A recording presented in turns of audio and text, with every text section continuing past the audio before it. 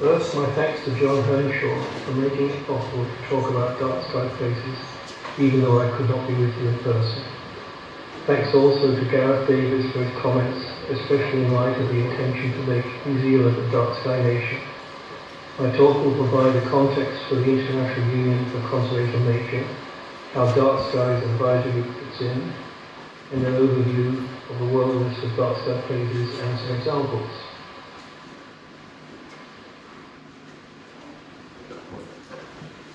The IUCN is UNESCO's primary body for advice related to the natural world.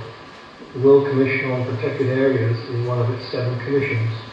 Among other things, it is responsible for the World List of Protected Areas and the so-called Red List of Threatened Species.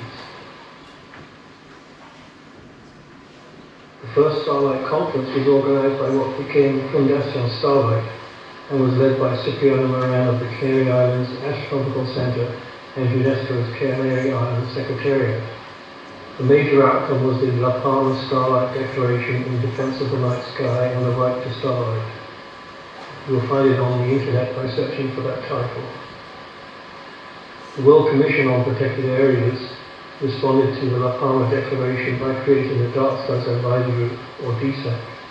Every 4 years, IUCN holds the World Conservation Congress to assess the state of nature protection around the world and to consider priority actions. At the 2012 Congress in South Korea, DSAC submitted a motion to recognize the issue of light pollution and called for abatement and dark sky protection measures coupled with education and outreach activities. The French group submitted a similar but more detailed motion at the 2020 Congress in France. Both motions were adopted. DSAC has no funds of its own and operates solely through emails. Its website is kindly hosted by Dark Skies Comedian. DSAC's main activities relate to the World List of Dark Sky Places and to have created and published the World at Night report, the subject of a presentation by Robert Dick. From time to time, DSAC also responds to direct inquiries from individuals and organizations about light pollution and its impacts. Dark Sky Coast is used in Michigan legislation, but is equivalent to a Dark Sky International Dark Sky Park or Royal Astronomical Society of Canada Dark Sky Preserve. An RASC nocturnal preserve is also essentially a dark sky park.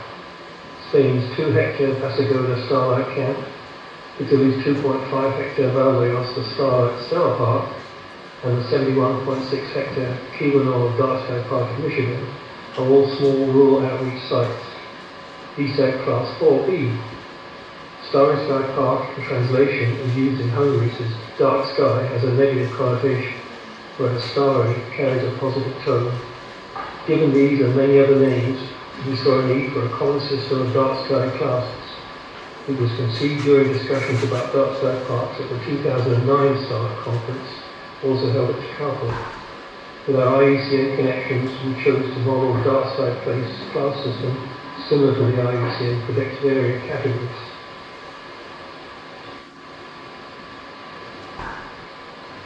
IUCN does not actively seek out new or corrective items on its world list. It depends on each country's national IUCN Secretariat submitting entries to the World Conservation Monitoring Centre in Cambridge, United Kingdom. New Zealand has 10,500 listed protected areas, and here are New Zealand examples of each category. Canada has over 300,000 protected areas. Even small units qualify for this, not just large terrestrial and marine parks and reserves.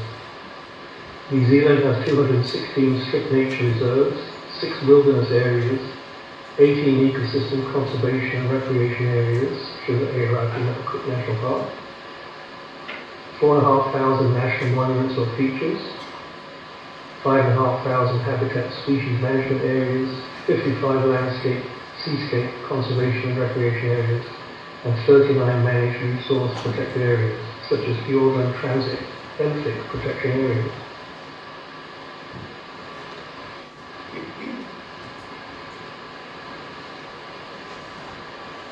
Like the IUCN categories, the dark sky place class numbers do not imply relative importance. Arguably, communities, class 6, and reserves, class 5, are the most important as they are primarily about reaching out to the general public to be aware of and care about the light pollution in their other communities, and to do something about it. Class 1 refers to a research-grade astronomy facility within its own protected area. This need not be a park in the conventional sense, but at least with sufficiently strong policies and bylaws to prevent light pollution affecting science. Here, Arthur Mackenzie is in this class.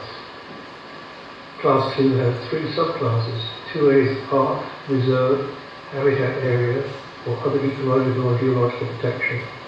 The New Zealand example is Stewart Island, Rakiura International Dark Sky Sanctuary. 2B is an unpopulated area set aside for traditional or sacred practices related to the night sky. This requires legal protection but not necessarily for environmental reasons. South Africa's Ahai Kalahari Heritage Park is in this class. 2C is a rural area or a place for recreation compatible with conservation, such as AOT at Great Barrier Island.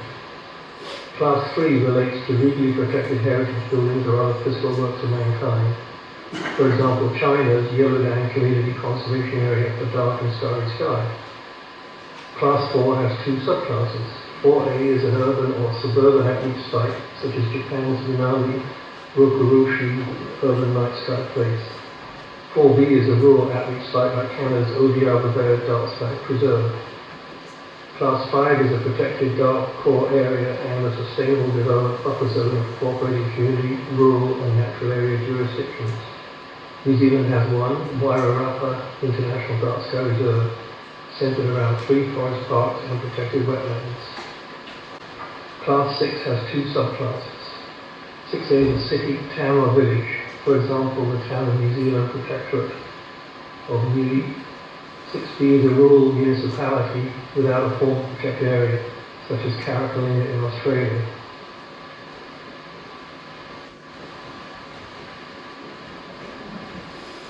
Each dark sky place is assigned a class based on the nature of the area as described in its application and on other material found on the web.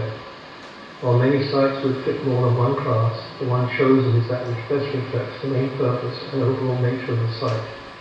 Given this subjectivity, DSAG is open to dialogue to correct, change or add information. Class 2A parks dominates the list, largely because protected areas focus on nature and ecological integrity. So environmental quality and protection are core park mandates and easily encompass light pollution concerns. Conversely, Class 2 lands set aside for sacred and cultural practices are few, given the burgeoning recognition of the importance of traditional societies and their cultural practices. It would be nice to see this change, especially as night sky phenomena and folklore are usually integral to them.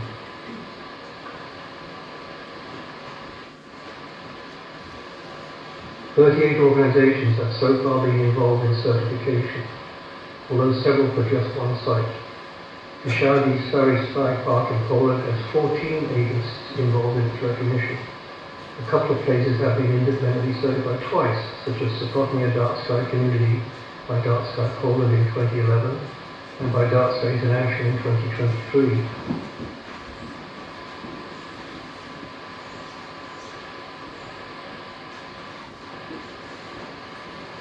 Lake Hudson Recreation Area was established as a dark sky preserve under Michigan legislation.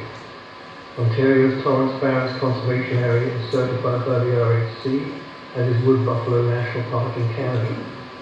El Centro de Interpretación Cielo Barapi is certified by Fundación Starlight.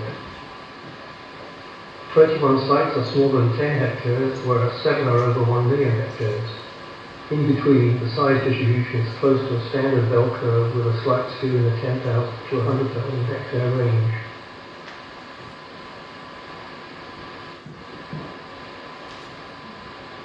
Note the dominance of the USA, due in large part to the efforts of its National Park Service and a few states. The Spain and Canada totals reflect their being the home of 2 of the 3 major certification programs. In the late 1990s and 2000s, Canada was the leading country, but its program has stayed national, whereas the Dark Sky International and Fundación Starlight programs are spread more widely. In the growth chart, the 1993 entry is Lake Hudson, USA, and 99 is Torrance Barrens, Canada. Both are of subnational jurisdiction. The 2001 data point is the city of Flagstaff in the USA. The first national level jurisdiction places to get dark sky certification were Point Pelee and Elk Island National Parks in Canada in 2006. The 2009 and 2021 peaks have no particular significance. They just correspond to the chart's dates of application.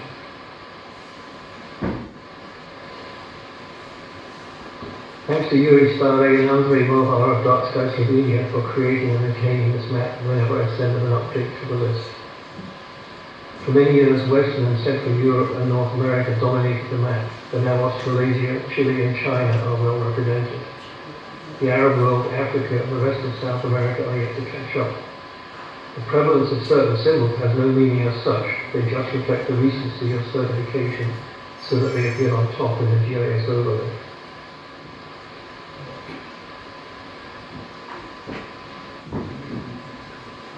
And here are some examples. The principal feature of Montsec is the Public Astronomy Centre, which includes the Eye of Montsec Planetarium. At the end of the show, the roof rotates back to reveal the actual sky as presented at the end of the show. On the right, top right, you see the research facilities on top of the Montsec range, and the lower picture is the visitor centre plus a solar monitoring telescope.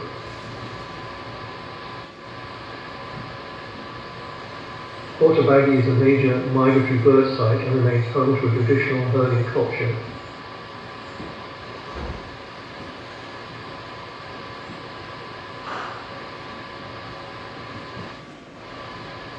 Chaco Culture has the only observatory operated by the United States National Park Service.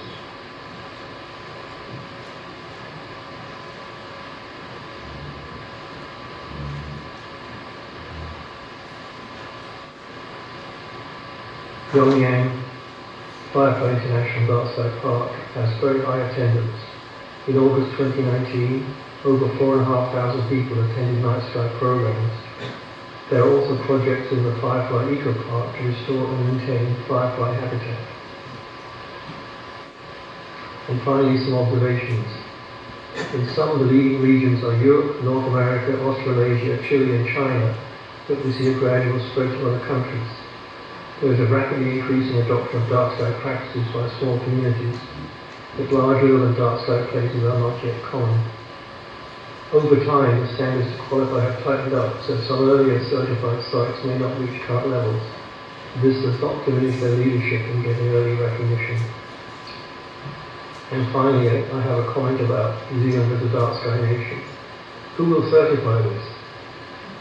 To be on the DSAG World List, there must be an independent, arm's-length expert organisation to review and approve a place's status. Who will do that for a nation? This is particularly true when the current certifying bodies don't have a category for an entire country. A productive debate is needed. Thank you.